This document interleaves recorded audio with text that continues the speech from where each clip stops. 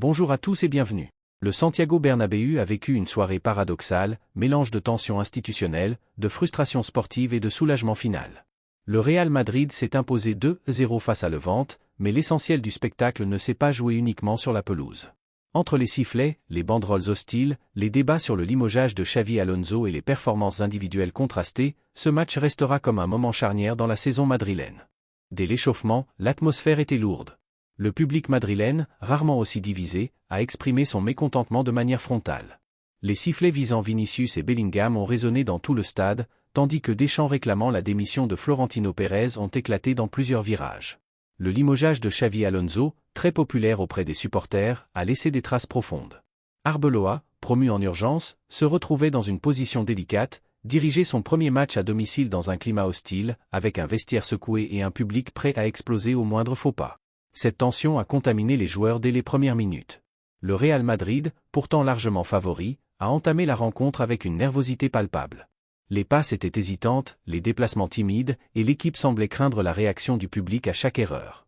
Le Real Madrid a dominé la possession, mais sans jamais donner l'impression de maîtriser le match. Levante, bien organisé, agressif dans les duels et intelligent dans ses sorties de balles, a profité de la fébrilité madrilène pour se créer plusieurs situations dangereuses. Les difficultés du milieu madrilène. Camavinga et Tchouaméni, habituellement solides, ont souffert. Manque d'impact dans les duels. Perte de balles inhabituelle. Incapacité à casser les lignes. Transition défensive mal gérée.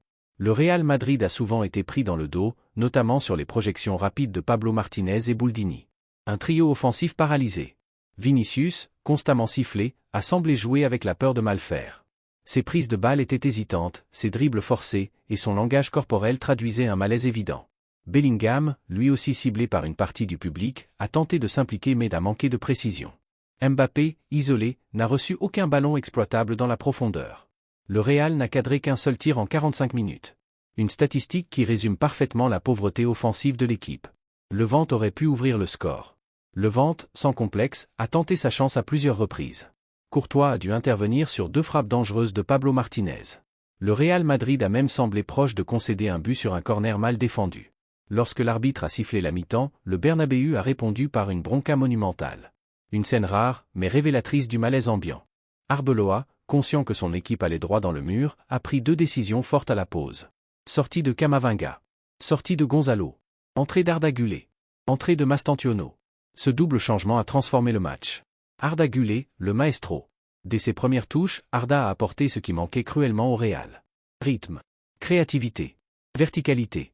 Précision technique. Capacité à éliminer entre les lignes.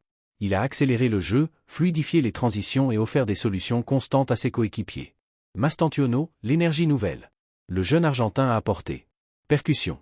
Agressivité positive. Mobilité. Volonté de casser les lignes.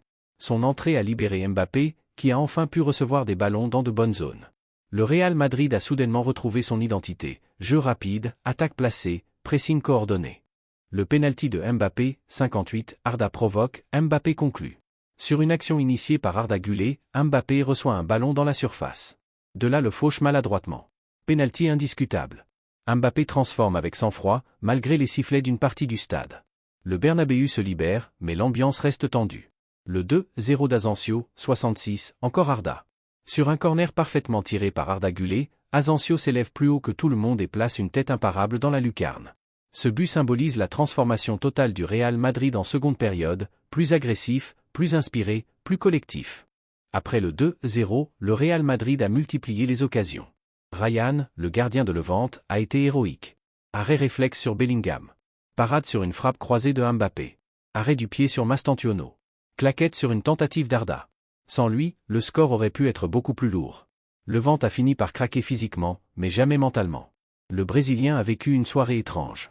Chaque prise de balle déclenchait. Des sifflets. Des applaudissements. Des débats dans les tribunes. Il a tenté de provoquer, mais sans réussite. Son langage corporel trahissait une frustration immense. Ce climat autour de lui est devenu un problème sportif et émotionnel. Le Real Madrid devra gérer cette situation rapidement pour éviter une fracture durable.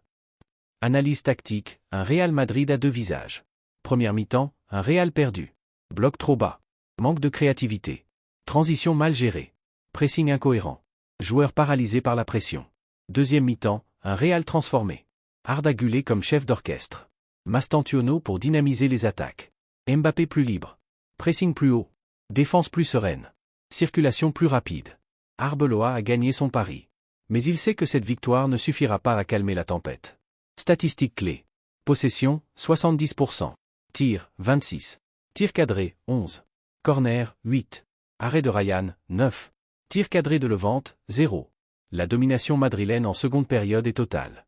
Le Real Madrid s'impose 2-0, reste au contact du Barça et retrouve un peu de confiance. Mais ce match révèle surtout un public divisé, des joueurs fragilisés, une direction contestée, un entraîneur sous pression, une équipe dépendante de ses jeunes talents créatifs. Arbeloa a gagné du temps. Arda Güler a gagné un statut. Le Real Madrid, lui, a gagné 3 points, mais pas la paix.